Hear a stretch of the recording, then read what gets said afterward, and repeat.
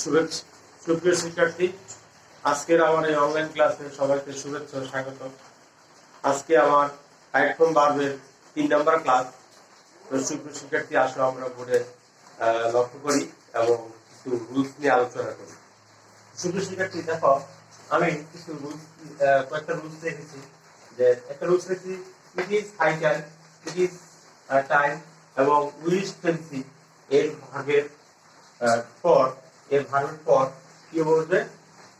তোমার past tense বলবে। ভার্বের পর কি বলবে? পাস্ট ফর্ম বলবে। বসে সাধারণত it is high time you dash, এরকম একটা ভার্ব দেওয়া থাকবে, ব্র্যাকেটের দুই পাশে এরকম ভার্ব দেওয়া থাকবে। তা আমরা লক্ষ্য রাখবো, it is high time, it is time, it is high time এবং উইশ ফেন্সি এই শব্দগুলো যদি থাকে, ভার্বগুলো যদি থাকে, তাহলে আমরা ভার্বের পাস্ট ফর্ম বসাবো। তাহলে আমরা চেঞ্জ করি, ইট ইজ হাই টাইম, এটার পরে যেহেতু ভার্ব আছে, তাহলে আমরা এই ভার্বের কি করব?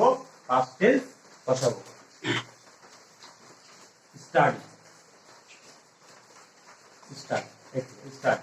তাহলে আমরা কি দেখলাম? It is time, it is high time, wish fancy, এরপরে যে ভার্ব থাকবে, যে সেই ভার্বের কি হবে? পাস্ট ফর্ম বলবে। একটা লক্ষ্য রাখতে হবে, ইট ইজ হাই টাইমের পরে কি থাকতে হবে? সাবজেক্ট থাকতে হবে। যদি আবার ইট ইজ টাইম বা ইট ইজ টাইমের পরে যদি আবার সাবজেক্ট না থাকে, তাহলে কি এখন টু থাকে, তাহলে ভার্বের কি বলবে? আবার বি1 বলবে। তাহলে আমরা এখানে কি দিব? Give up. তাহলে এই যে গিভ আপ। শিক্ষার্থী দেখো যে ইট ইজ টাইম এবং কি ইট ইজ টাইম দুটোই এক, ইট ইজ হাই টাইম। ঠিক আছে? তাহলে এখানে ইট ইজ টাইমের পরে কি হলো? এখানে আছে কি টু, মানে কোনো সাবজেক্ট নাই। এখন ইট ইজ হাই টাইম বা ইট ইজ টাইমের পরে কি আছে? সাবজেক্ট আছে। তাহলে সাবজেক্ট থাকলে ভার্বের কি বসাবো? পাস্ট ফর্ম মানে বি2। আর যদি সাবজেক্ট না থাকে, তাহলে টু থাকে, তাহলে কি বসাবো আমরা? যে বি1 মানে প্রেজেন্ট ফর্ম বসাবো। ঠিক আছে? আবার আমি শব্দগুলো রিপিট করছি।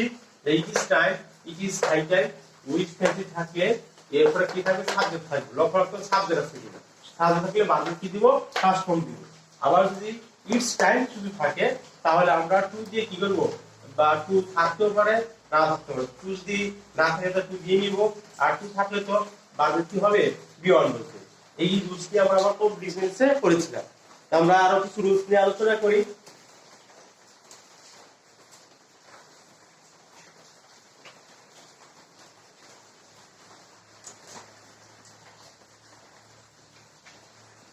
দেখো তারপরে হলো যে কিছু ভার্ব আছে, যেমন had better, would had better, had had had better, would better,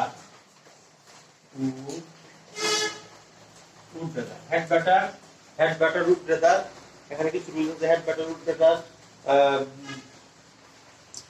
would better, had better, had batter.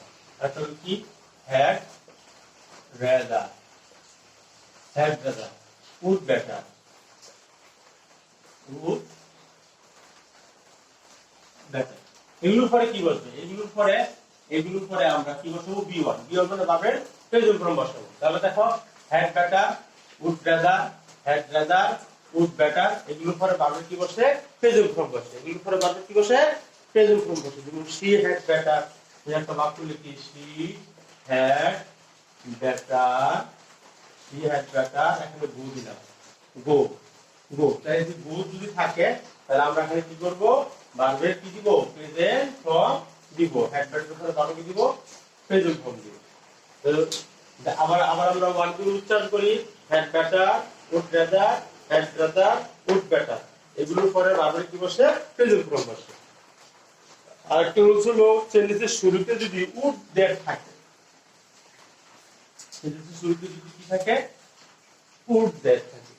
যেমন would that, would would that, would that থাকে। এটা মনের ইচ্ছা মূল একটা বাক্য বোঝায়।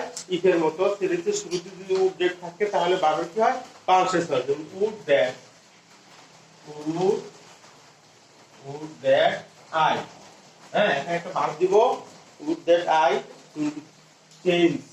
এর চেঞ্জ আছে, সি এন জি, এখানে কি হবে চেঞ্জ মাই ফেট, মানে আমি যদি আমার ভাগ্য পরিবর্তন করতে পারতাম তাহলে উড দ্যাট থাকে, উড দ্যাট থাকলে কি হবে ভার্বের পাস্ট টেন্স হবে। আমরা সঙ্গে বলি কি বি টু, যে উড দ্যাট থাকলে ভার্বের কি হবে পাস্ট টেন্স বসবে।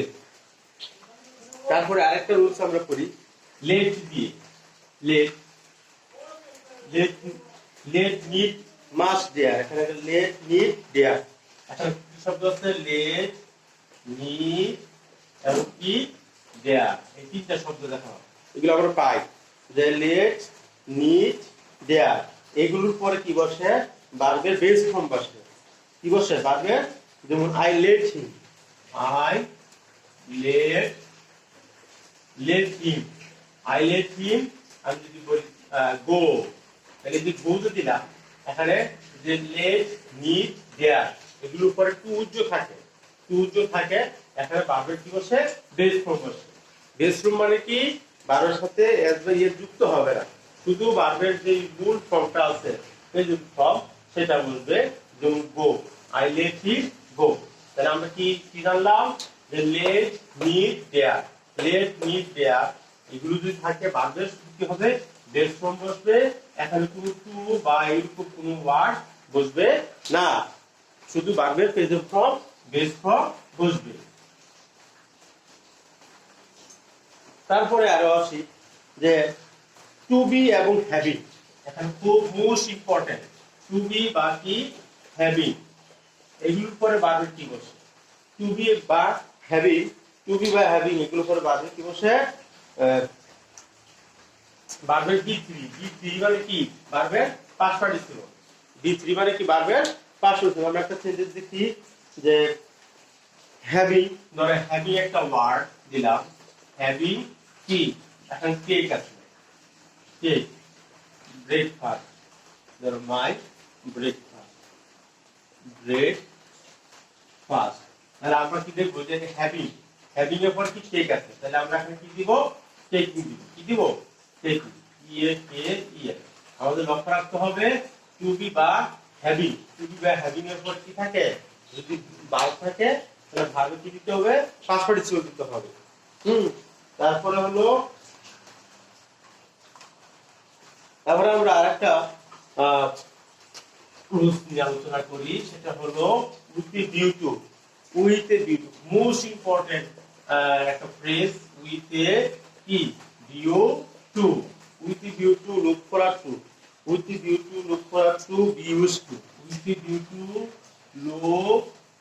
look forward, look forward, with the view to look forward to, be used to, be used to, be used to, এখন যদি লিখি আমি be used to, with the view to look forward to, be used to, আর কিছু word আছে cannot help, could not help, তুমি cannot help,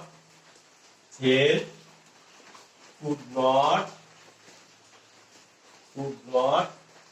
help, cannot help, could not help, cannot help, could not help যদি থাকে prefer to, would you mind, আর একটু শব্দ লিখি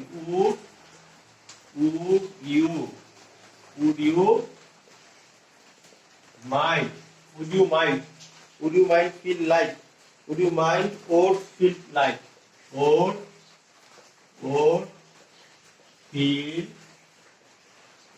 feel like, or feel like, prefer to, addicted to, prefer to,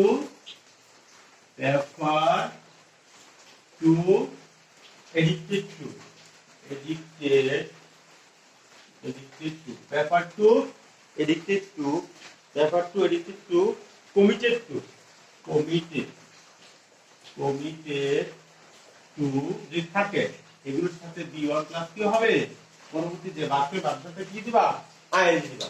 তো শুধু শিক্ষার্থী আমরা ওয়ার্ডগুলো আবার করি, মোস্ট ইম্পর্টেন্ট ওয়ার্ড এগুলো আমাদের বিভিন্ন জায়গায় আমরা পাই, with due to, look for to, be use to, can not help, could not help, would you mind, or feel like, prefer to, addicted to, committed to থাকলে আমরা কি দিব ভার্বের সাথে আইএনজি দিব। যেমন আমি যদি বলি যে I I went there with a due to আমি সেখানে গিয়েছিলাম। হ্যাঁ, তাহলে কি গিভ মানে পাওয়া, গিভিং, তাহলে গিভ থাকে কি দিতে হবে, গিভিং সাম কি মানি, ধরো কিছু টাকা পাওয়ার উদ্দেশ্যে আমি সেখানে কি করেছিলাম, গিয়েছিলাম। তাহলে এখানে যে উইথ এ ডিউটি এর সাথে কি হবে আই, হ্যাঁ আমি সেখানে গিয়েছিলাম টাকা দেওয়ার উদ্দেশ্যে, গিভ মানে কি দেওয়া, হ্যাঁ I went there with a due to giving. তাহলে এখানে যে ভার্ব থাকবে, যে ভার্ব থাকে ভার্বের সাথে কি দেব আমরা, আইএনজি দেব। তো ঠিক আছে শুধু শিক্ষার্থী, যে আমরা ওয়ার্ড গুলো আবার বলি, খুব মোস্ট ইম্পর্টেন্ট ওয়ার্ড এগুলো আমাদের প্রায়শই ভার্বে খুব বেশি ব্যবহার হয়, আমাদের চোখে পড়ে। With the due to, look forward to, be use to, can not help, could not help, would you mind, odd, feel like, refer to, এডিটেড টু, কমিটেড টু, এগুলো পরে কি বলবে, ভার্বের সাথে আইএনজি বসবে। তো আজকে যেই রুলসগুলো আলোচনা করছি এগুলো তোমরা বাসায় আবার লেখবা, পড়বা, প্র্যাকটিস করবা, এবং কোনো সমস্যা থাকলে কমেন্ট বক্সে আমাকে জানাবা। আজকের মধ্যে এখানেই সমস্ত অবসর করছি। আল্লাহ হাফিজ।